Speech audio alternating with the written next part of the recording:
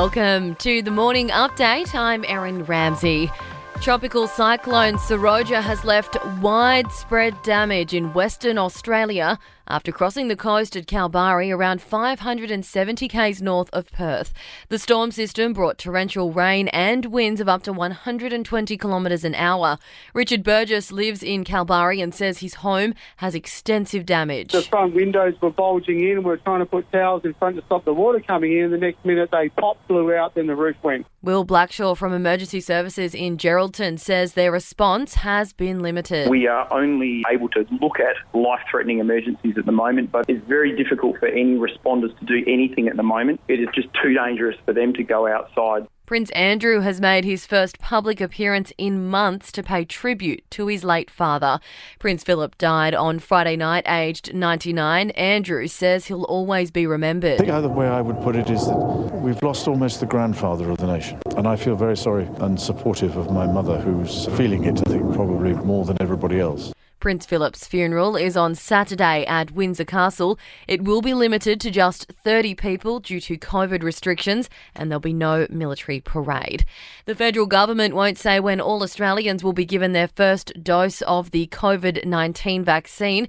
The decision not to give the AstraZeneca vaccine to under 50s has extended the current delays, but the government won't give a timetable.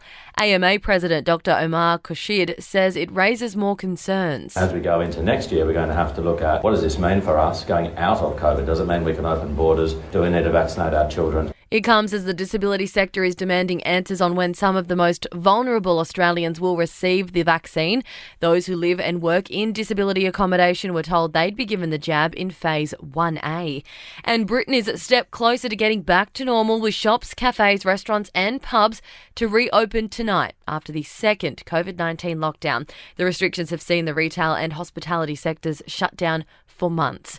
To sport, the Dragons have moved into the NRL top four after beating Parramatta 26-12.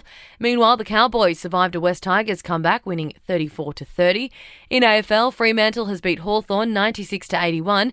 And in the A-League, Wellington Phoenix beat Western United 3-2. Melbourne Victory won the W-League Grand Final, beating Sydney FC 1-0. In entertainment news, Nomadland has won Best Film at the 2021 BAFTA Awards in London. Frances McDormand had also picked up the win for Best Actress in the same movie. Anthony Hopkins won Best Actor for The Father. And Promising Young Woman won Most Outstanding British Film and Best Screenplay. Godzilla vs. Kong has stormed to the top of the US box office, raking in $13.4 million in its second weekend. It takes its total haul of $69.5 million US. And American beauty star Mina Savari and her husband Michael Hope have welcomed a baby boy, Christopher Alexander. A rep for the star says both mum and baby are doing well. And that's your latest from the Nova Podcasts team. We'll see you this afternoon for another episode of The Update.